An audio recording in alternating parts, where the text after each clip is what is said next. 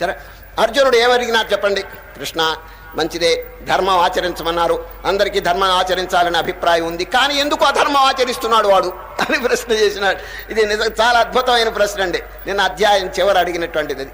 అతకేన ప్రయుక్తోయం పాపం చరతి పూరుష. కృష్ణ, మానవుడు పాపం ఎందుకు చేస్తున్నాడు? పాపం తప్పుని తెలుసు కదా, చెప్పండి. తప్పుని తెలుసు కూడా పాపం ఎందుకు ఆచరిస్తున్నాడని ఒక చక్కని ప్రశ్న అడిగాడండి. ఇది నిజంగా అందరూ అడగదగినటువంటి ప్రశ్న.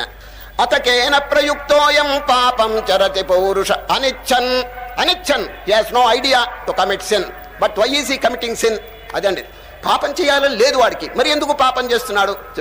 అతకేన ప్రయుక్తోయం పాపం చరతి పౌరుష అనిచ్చన్నపి వార్ష్ణేయ బలాదివకి నియోజిత. బలాత్కారంగా చేస్తున్నాడు.